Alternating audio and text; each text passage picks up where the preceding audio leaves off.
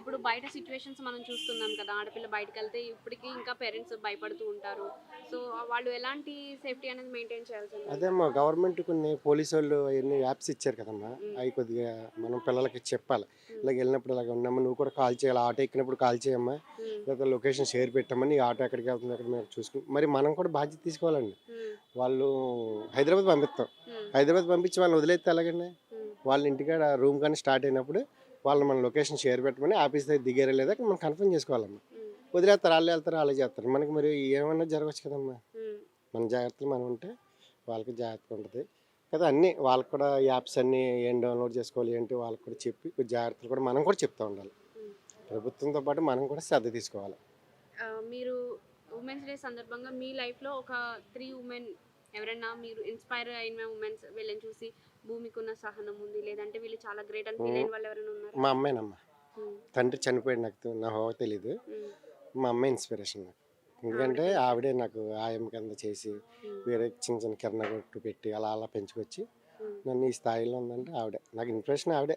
మా హ్మ్. నాన్న అంటే నాకు తెలీదు. హ్మ్. మా అమ్మే హీరో. సో, హీరోయిన్ ఆవిడే. సో ఉమెన్స్‌లో మీకు వాళ్ళని చూడగానే అందమైన విషయం వీళ్ళు ఉమెన్స్‌లో మీరు ఫీల్ అయ్యేది అందమైన విషయం అని ఏమనిపిస్తది వాళ్ళని చూడగానే? చూడగానే సోదరభావం, తల్లిభావం కలుగుద్ది అంతేనమ్మా. అంటే వాళ్ళ సహనం, ఓర్పు గాని వాళ్ళు చెప్తున్నాను ఉండే కదమ్మా! మా అమ్మని చూసాను కదా నాకు. ఇంకా హ్మ్. ఆళ్ళకున్న స్నేహం ఎవరికీ ఉండదు. హ్మ్. మనకి మగవాళ్ళకైతే మాకైతే ఉండదు ఆళ్ళకున్న సహనం.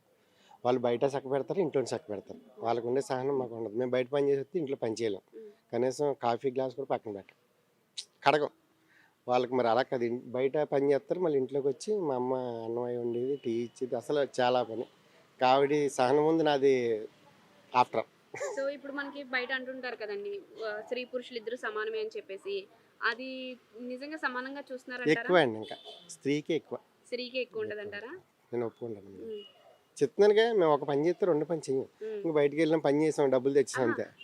స్త్రీలు పనిచేస్తారని చెప్పారు కానీ హ్మ్. సమాజం చూసే విధానం స్త్రీలు, పురుషులు చూస్తారమ్మా. సమానం అని అంటే చెప్పేసి అంటారు కదా! పురుషుల్లో కూడా చెడ్డోళ్ళున్నారు, మంచోళ్ళున్నారు కదమ్మా! హ్మ్. ఒక 50% ఆళ్ళుంటారు, 50% మంచోళ్ళుంటారు. హ్మ్. చెడ్డోళ్ళ దగ్గర కొద్దిగా దూరంగా ఉంటాం, మంచోళ్ళతో కొద్దిగా కలివిడిగా ఉంటాం, ముందుకెళ్తాం. యాస్ ఏ ఎందుకంటే సమాజాన్ని మనం ఏం బ్లేమ్ చేస్తే సరిపోం. హ్మ్. అందులో ఎవడు మంచోడు, ఎవడు చెడ్డోడు తెలీదు. అందరూ ఇంక మంచోళ్ళని వెళ్ళిపోతారు. ఆళ్ళ బిహేవియర్‌ని బట్టి ఆ అమ్మాయి చెప్పాలి. వీళ్ళు మంచోళ్ళు, చెడ్డోళ్ళు. చెడ్డోళ్ళకి దూరంగా ఉంటాం, మంచోళ్ళకి దగ్గరగా ఉండాలి.